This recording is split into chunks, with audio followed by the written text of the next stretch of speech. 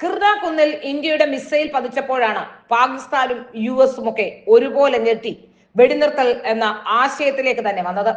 പുറത്തുനിന്ന് നോക്കിയാൽ വിജനമായ ഒരു കുന്നാണ് ഈ കിർണാക്കുന്ന് എന്നാണ് പറയപ്പെടുന്നത്.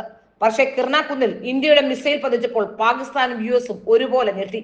ഉടനെ വെടിനിർത്തലിന് വേണ്ടി ഇന്ത്യയെ ബന്ധപ്പെടുകയും ചെയ്തു. പുറമേയും നോക്കിയാൽ സാധാരണ വിജനമായ ഒരു പ്രാന്തപ്രദേശമായ കുന്നാണെന്ന് മാത്രമേ ഇങ്ങനെ കിർണാക്കുന്നിനെ തോന്നാൻ കഴിയൂ. പാകിസ്ഥാന്റെ തലസ്ഥാനമായ ഇസ്ലാമാബാദിൽ നിന്നും അധികം ദൂരെയല്ലാത്ത ഈ കുന്നിൽ ഇന്ത്യയുടെ മിസൈൽ പതിച്ചപ്പോഴാണ് പാകിസ്ഥാനും യുഎസും ഒരുപോലെ ഞെട്ടി വെടിനിർത്തൽ എന്ന ആശയത്തിലേക്ക് തന്നെ വന്നത്.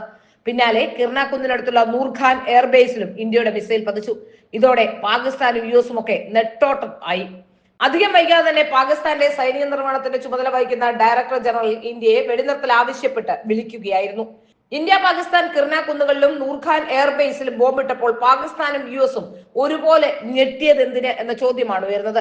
പൊതുവെ കുഗ്രാമത്തിലെ ഒരു കുന്ന് എന്ന് മാത്രം പാകിസ്ഥാൻ വിശേഷിപ്പിക്കാറുള്ള കിർണാക്കുന്നിൽ ബോംബ് വീണപ്പോൾ പാകിസ്ഥാന്റെ ഉള്ളു പിടയുകയായിരുന്നു. അതുപോലെ നൂർഖാൻ എയർബേസിലും ഇന്ത്യയുടെ മിസൈൽ വന്ന് പതിച്ചപ്പോൾ പാകിസ്ഥാന്റെ യുഎസിന്റെയും ചങ്കിടി പേറി. ആ സംഭവത്തിന് മണിക്കൂറുകൾക്ക് ശേഷമാണ് വെടിനിർത്തൽ ആവശ്യപ്പെട്ട് പാകിസ്ഥാനിലും സൈനിക കാര്യങ്ങളുടെ ഡയറക്ടർ ജനറൽ ഇന്ത്യയെ വിളിച്ചത്. മെയ് 10 ഇന്ത്യ നടത്തിയ ഈ 2 ആക്രമണങ്ങളാണ് വെടിനിർത്തലിന് പാകിസ്ഥാനെ നിർബന്ധിച്ചെന്ന അഭിപ്രായം യുദ്ധവിശകലനം നടത്തുന്ന വിദഗ്ധർക്ക് ഇടയിൽ ഉണ്ടാകുന്നു.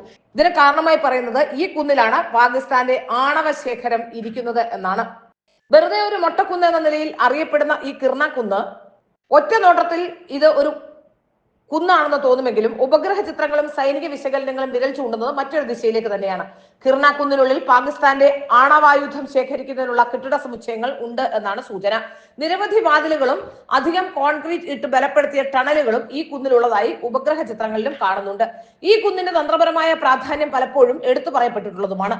ഈ കുന്നിന്റെ ഒരു ഭാഗത്ത് ഇന്ത്യയുടെ തിരിച്ചടിയിൽ മിസൈൽ പതിച്ചിട്ടുണ്ട്. മാത്രമല്ല ബങ്കറുകൾ വരെ തുളച്ചു പോകാൻ ശേഷിയുള്ള മിസൈലുകൾ ഇവിടെ പതിച്ചിട്ടുണ്ട് എന്നാണ് സൂചന. സാധാരണ സ്ഫോടനങ്ങൾക്കൊന്നും ഇതിനുള്ളിൽ സൂക്ഷിച്ച ആണവ ശേഖരണത്തിൽ സ്ഫോടനം നടത്താൻ ശേഷി ഉണ്ടാവില്ല. പക്ഷേ അതിനടുത്തെല്ലാം ഈ ആക്രമണം കേടുപാടുകൾ വരുത്തിയിരിക്കാം എന്നാണ് ഇപ്പോൾ ഇന്ത്യക്ക് മനസ്സിലാവുന്നത്. വിചാരിച്ചാൽ ഇന്ത്യക്ക് ഇവിടെയെല്ലാം ഏതു നിമിഷവും കയറി അടിക്കാനാവുമെന്ന ഭയം പാകിസ്ഥാന്റെയും യുഎസിന്റെയും ഉള്ളിലുണ്ട്. അതുപോലെ നൂർഖാൻ എയർബേസും തന്ത്രപ്രധാന ഇടം തന്നെയാണ്. ഇതും കിർണാക്കുന്നിനടുത്തുള്ള എയർബേസ് ആണ്. ഇവിടെയും ഇന്ത്യയുടെ മിസൈൽ പതിച്ചിരുന്നു. പാകിസ്ഥാന്റെ തുടർച്ചയായ ഡ്രോൺ മിസൈൽ ആക്രമണങ്ങളാണ് ഇന്ത്യയെ പ്രത്യാക്രമണത്തിന് പ്രേരിപ്പിച്ചത്.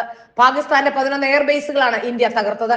ഇതിൽ തന്ത്രപ്രധാനമുള്ള നൂർഖാൻ എയർബേസിനെ ഇന്ത്യ ആക്രമിച്ചത് അമേരിക്കയെ തന്നെ ഞെട്ടിക്കുകയായിരുന്നു. കാരണം പാകിസ്ഥാന്റെ ആണവ ഉത്തരവിടാനും നിയന്ത്രിക്കാനുമുള്ള സംവിധാനങ്ങൾ ഇതിന് തൊട്ടടുത്തെന്ന് മാത്രമല്ല പാകിസ്ഥാന്റെ തലസ്ഥാനമായ ഇസ്ലാമാബാദിന് തൊട്ടടുത്തുമാണ് നൂർഖാൻ എയർബേസ്. ഇതോടെയാണ് വെടിനിർത്തലിന് പാകിസ്ഥാന് മേൽ യുഎസ് സമ്മർദ്ദം ചെലുത്തിയതെന്നാണ് സൈനിക യുദ്ധ വിശകലന തന്ത്രജ്ഞന്മാരുടെ അഭിപ്രായം. യുഎസിന്റെ നിർദ്ദേശം പാകിസ്ഥാൻ ഉടനെ സമ്മതിക്കുകയും ചെയ്തിട്ടുണ്ട്. ഇന്ത്യയുടെ ഈ ആക്രമണത്തോടു കൂടിയാണ് വളരെ കൃത്യമായി തന്നെ വെടിനിർത്തലിലേക്ക് വന്നതും അതുപോലെ തന്നെ യുഎസ് ഈ വിഷയത്തിൽ ഇടപെട്ടതും എന്നാണ് മനസ്സിലാക്കാൻ സാധിക്കുന്നത്. യുഎസ് ഇടപെട്ടത് പാകിസ്ഥാനോടാണ്, അല്ലാതെ ഭാരതത്തോടല്ല എന്നും വ്യക്തമായി തന്നെ സൈനിക മേധാവി അടക്കമുള്ളവർ പറഞ്ഞിട്ടുണ്ട്. പ്രധാനമന്ത്രിയും പറയുന്നത് മൂന്നാമതൊരാളുടെ ആവശ്യമില്ല എന്ന് തന്നെയാണ്.